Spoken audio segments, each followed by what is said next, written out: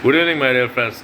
I welcome you all on this MSME Day, the World MSME Day, to the Hindu and the Businessline editorial analysis on June 27, 2022. Today is the World MSME Day, that is Micro, Small and Medium Enterprises Day. There are various factors which must be looked into while celebrating this day.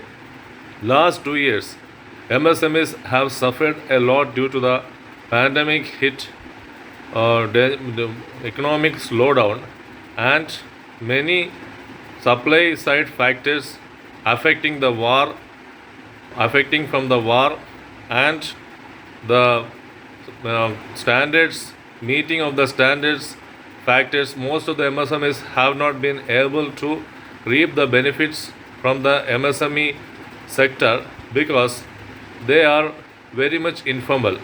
Micro, small, and medium enterprises are those who are having less than 50 crores investment in plant and machinery and 250 crores in turnover.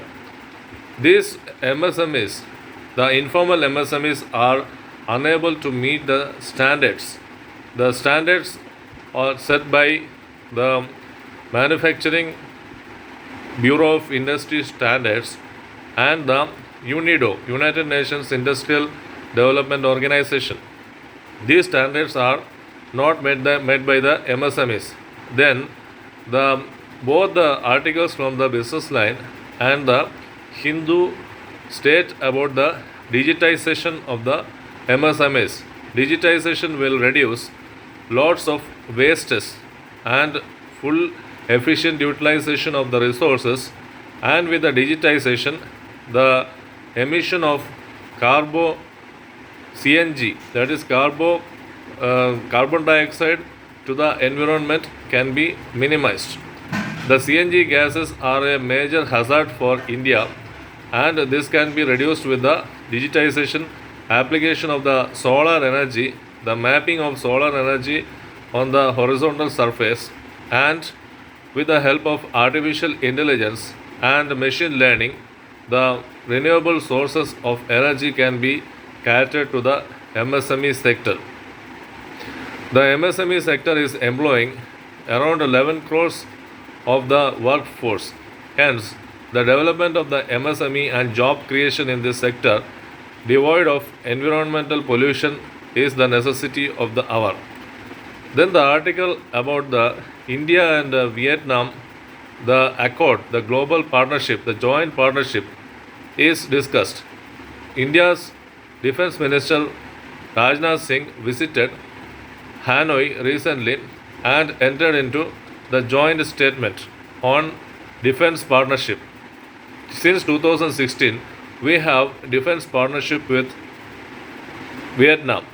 We have to counter the aggression of China into the Indo-Pacific region and into the Vietnamese defense strategic partnership. Vietnam is also having defense strategic partnership with Russia and China. In the recent years, the India has assured Vietnam that transgressions into the South China Sea will be objected. The multilateral maritime security cooperation with Vietnam is discussed in the key article of the day, and the India's presence in the maritime region, in the Indo-Pacific region, will challenge China's progression into cooperation with the Southeast Asian nations. Then there is an article in the Hindu which discusses the distortion of historical records. In the NCERT books, the distortion of historical records to record the diverse cultures which were in force in India, like Akbar, as the history of just conquests and wars.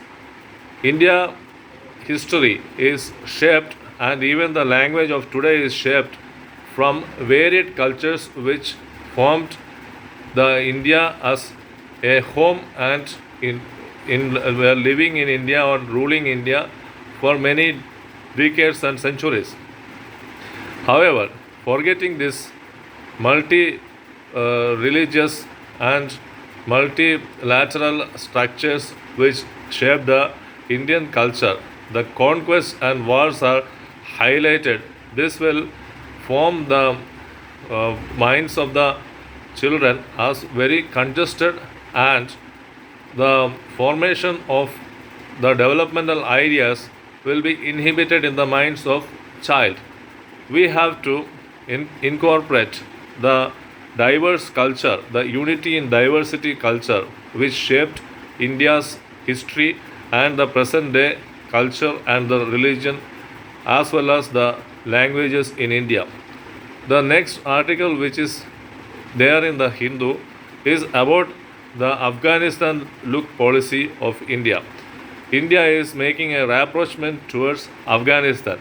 Now India is sweeter towards Afghanistan, forgetting the objective of Afghanistan to form a Ghazai Assam, that is a full terrorist full nation. India is just looking India's interest in forging partnership with Afghanistan, forgetting that this is the region where the infrastructure of terrorism is very much deeply rooted. Pakistan's ambitions to convert Afghanistan as its second region fostering terrorism against India is just not looked into by the Indian policy presently. India is having only its interest in mind in looking at Afghanistan. India is having so many economic ventures in Afghanistan, and therefore India is reaching out to Afghanistan now for a partnership. However, the United Nations objective of securing Afghanistan a very congenial environment for the education for women and a multi-national or multicultural entity is being forgotten by the Indian policy at present on Afghanistan. Then the article from the Businessline discusses the Reserve Bank of India's missive to the fintech companies about not loading loans into their e-wallets. The concept is that the e-wallets must be fully cash based and there should not be any element of loan.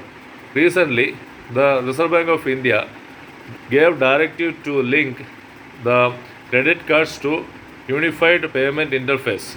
This missive means a letter and not a formal policy of the Reserve Bank of India, follows on the close on the heels of the previous policy with regard to linking credit cards with the UPI.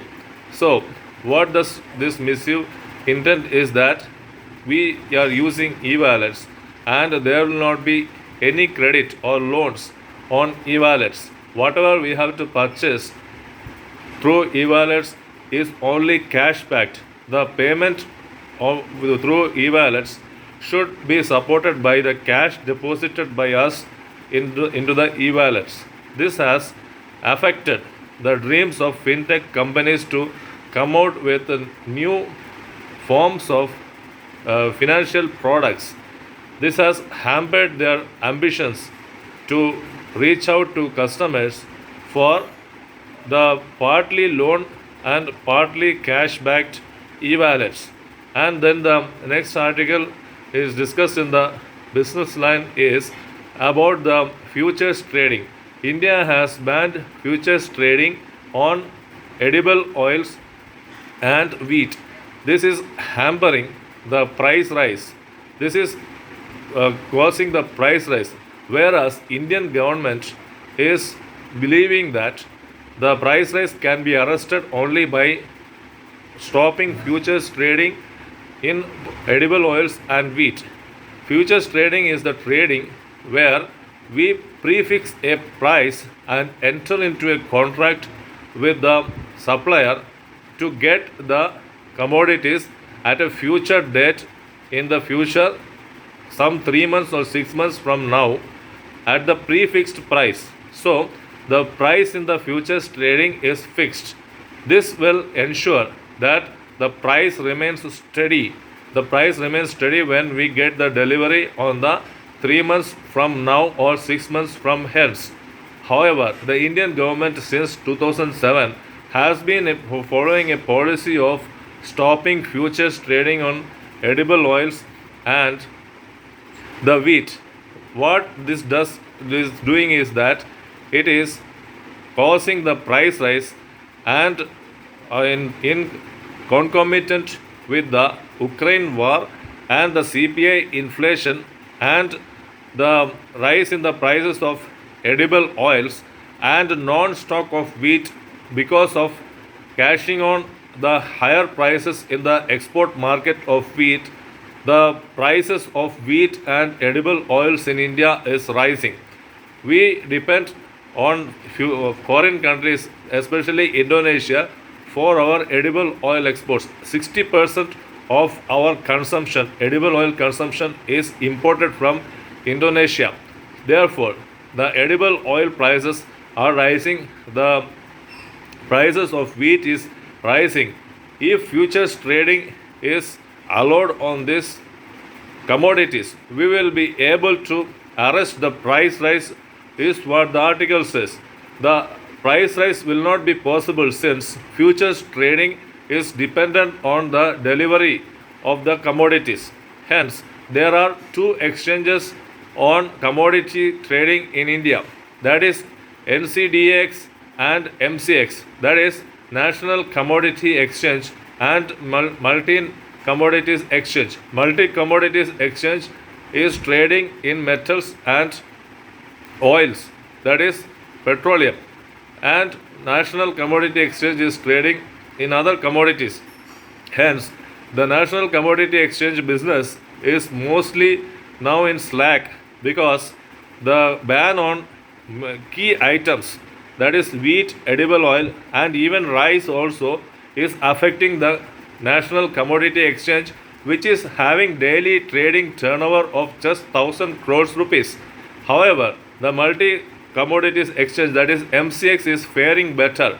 Even those who are trading in Multi Commodities Exchange for petroleum and metals, they go outside exchanges. For example, for metals, the London Metal Exchanges is dependent upon by the traders in India.